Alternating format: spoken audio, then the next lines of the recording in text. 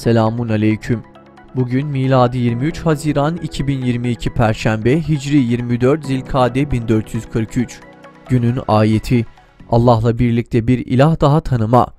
Sonra kınanmış ve kendi başına terk edilmiş olarak kalırsın. Günün hadisi: benden sonra küfre dönüp de birbirinizin boynunu vurmaya kalkışmayasınız.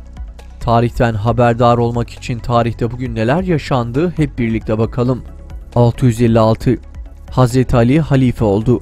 Hazreti Ali henüz çocuk yaştayken Peygamber sallallahu aleyhi ve selleme iman edenlerin ilkidir. Hazreti Peygamber'in hayatının birçok önemli olayında Hazreti Ali radıyallahu anh vardır. Peygamber sallallahu aleyhi ve sellem Efendimizin Hazreti Ali'yi gerek kahramanlığından gerekse takvasından dolayı övdüğü birçok hadisi vardır.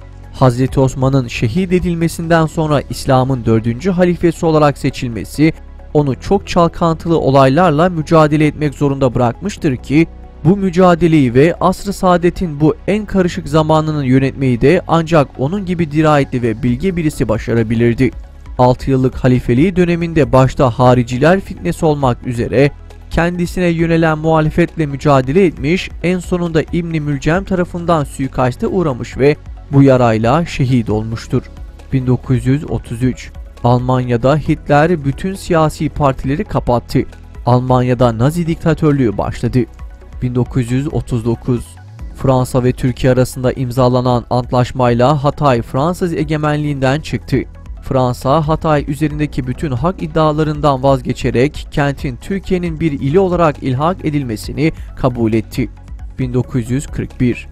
Birleşik Krallığa sipariş edilen denizaltı ve uçak filosunu teslim alacak personeli taşıyan Refah gemisi, Mersin'den İskenderiye'ye giderken bir denizaltı tarafından Mersin açıklarında batırıldı.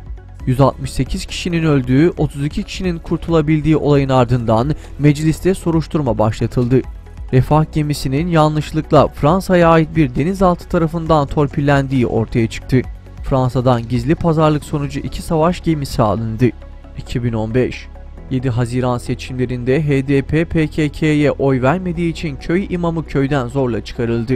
Mardin'in Kızıltepe ilçesinde meydana gelen olayda bir köyde muhalif 2 oy çıktığı için HDP PKK tarafından yapılan baskı köy imamını göç ettirdi.